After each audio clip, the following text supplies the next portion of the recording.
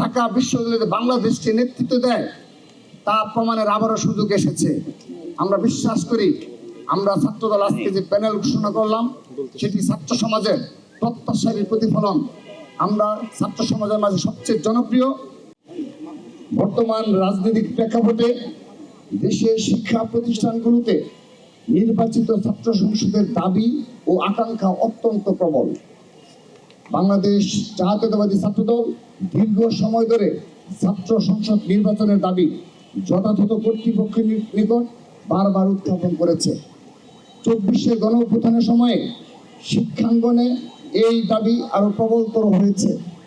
স্বৈরাচার বিরোধী লড়াই, 90-এর গণঅভ্যুত্থান, 1/11, দীর্ঘ ফ্যাসিবাদ বিরোধী লড়াই, 24-এর গণঅভ্যুত্থানের সম্মুখীনদের নেতৃত্ব দেওয়া শত শহীদের সংগঠন, দেশের শিক্ষার্থীদের বৃহত্তম ছাত্র সংগঠন হিসেবে বাংলাদেশ জাতীয়তাবাদী ছাত্রদল এই দাবির তীব্রতা ও আকাঙ্ক্ষা প্রবলভাবে অনুভব করে। এই সামগ্রিক প্রেক্ষাপটে আগামী 9 সেপ্টেম্বর 2025 তারিখে ঢাকা বিশ্ববিদ্যালয়ের ছাত্র সংসদ নির্বাচন অনুষ্ঠিত হতে যাচ্ছে। বিগত প্রায় 1.5 যুগ ধরে ঢাকা বিশ্ববিদ্যালয় সহ দেশের সকল শিক্ষাঙ্গনে বাংলাদেশ জাতীয়তাবাদী ছাত্রদল ছিল সবচাইতে নির্যাতিত ও নিপীড়িত ছাত্র সংগঠন। কিন্তু পরিবর্তিত প্রেক্ষাপটে দেশের সর্বোচ্চ বিদ্যাপীঠের মাটিতে বাংলাদেশ জাতীয়তাবাদী ছাত্রদল বিগত 1 বছরে দখলদারিত্ব ও পেশিশক্তির রাজনীতিকে পুরোপুরি বর্জন করে ইতিবাচক ধারা শান্তিপূর্ণ শিক্ষার্থী বান্ধব ও সহাবস্থানের রাজনীতির চর্চা করে যাচ্ছে। আসন্ন বহুল প্রত্যাশিত ডাকসু নির্বাচনে গণতন্ত্র, বহুমত ও মতাদর্শের পারস্পরিক সহাবস্থান, মত প্রকাশের স্বাধীনতা, মানসম্মত উচ্চশিক্ষা, হলগুলোতে মানসম্মত আবাসন ও খাবার, শিক্ষার্থী বান্ধব ছাত্র রাজনীতি, উন্নত সাংস্কৃতিক ও বুদ্ধিবৃত্তিক চর্চা, বৈচিত্র্যময় ও নিরাপদ ক্যাম্পাস বিনির্মাণের লক্ষ্যে দেশের বৃহত্তম ছাত্র সংগঠন বাংলাদেশ জাতীয়তাবাদী ছাত্রদল সমর্থিত প্যানেল আমি ঘোষণা করছি। আমরা প্রথমেই ডাকসুর সহসভাপতি হিসাবে ছাত্রদল মোহাম্মদ আবিদুল ইসলাম খানকে মনোনীত করেছে। সেই সাথে ঢাকা বিশ্ববিদ্যালয় কেন্দ্রীয় ছাত্র সংসদ প্যানেলে ছাত্রদল সমর্থিত ডাকসুর জিএস সাধারণ সম্পাদক হিসাবে শেখ তানভীর বাড়ি হামিদকে সহকারী সাধারণ সম্পাদক এজিএস পদে তানভীর আল হাদি মায়েতকে করেছে।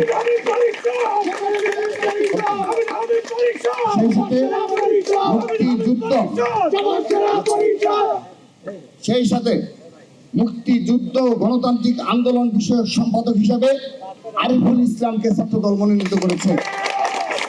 বিজ্ঞান ও প্রযুক্তি বিষয়ক সম্পাদক হিসাবে এহসানুল ইসলাম ছাত্রদল মনোনীত প্যানেলে ভোট করবেন। কমন রুম, পাঠকক্ষ ও ক্যাফেটেরিয়া বিষয়ক সম্পাদক হিসাবে যেমন ফারিয়া ইসলাম মেঘলাকে ছাত্রদল মনোনীত করেছে।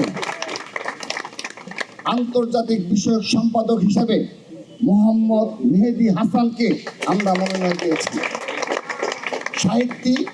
সাহিত্য ও সংস্কৃতি বিষয়ক সম্পাদক হিসাবে আবু হায়াত মোহাম্মদ জুলফিকার জিসানকে ছাত্রদল মনোনীত করেছে।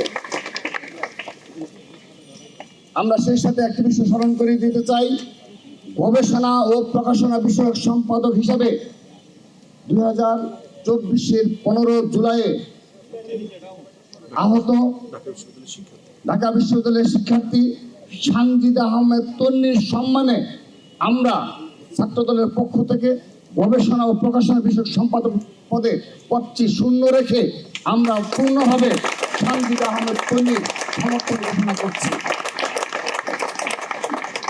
এতে আমরা জুলাই আগস্টের যে আমাদের স্পিড এবং চেতনা রয়েছে সেই ছাত্রদল সেই চেতনাকে ধারণ করে এবং তা সত্যিকার বাস্তবে রূপান্তর করে আমরা ক্রীড়া বিষয়ক সম্পাদক হিসাবে চিমা চাকমাকে মনোনয়ন করছি।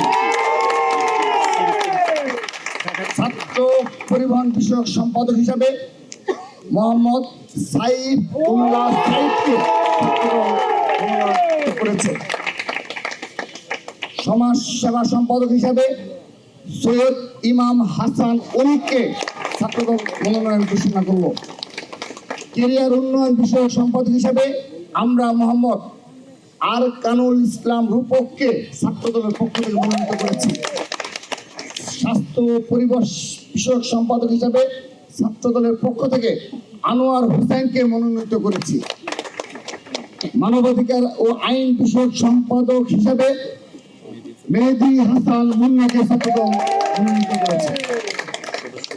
সেই সাথে সদস্য হিসেবে আমরা যাদেরকে মনোনীত করেছি তাদের নাম আমি এক এক করে বলছি।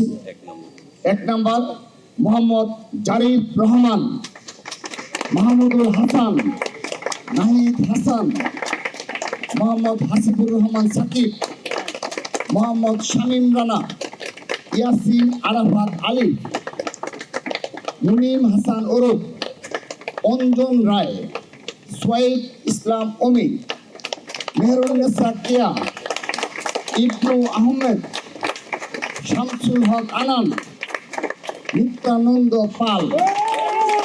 এই হলো আমাদের ডাকসু প্যানেল। সেই সাথে আনুষ্ঠানিকভাবে এই ডাকসু প্যানেল আমরা বিশ্বাস করি ঢাকা বিশ্ববিদ্যালয়ের সচেতন, সাহসী, মেধাবী, বিচক্ষণ শিক্ষার্থীরা তাদের ভোটাধিকার প্রয়োগের মাধ্যমে ঢাকা বিশ্ববিদ্যালয়ে বাংলাদেশকে নেতৃত্ব দেয় তা প্রমাণের আবারও সুযোগ এসেছে। আমরা বিশ্বাস করি আমরা ছাত্রদল আজকে যে প্যানেল ঘোষণা করলাম সেটি ছাত্র সমাজের প্রত্যাশার প্রতিফলন। আমরা ছাত্র সমাজের মাঝে সবচেয়ে জনপ্রিয়, ছাত্র সমাজের অধিকার বাস্তবায়নে যারা দীর্ঘদিন সাধারণ শিক্ষার্থীদের পাশে থেকে কাজ করেছে তাদেরকেই আমরা আমাদের এই প্যানেলে মনোনীত করেছি।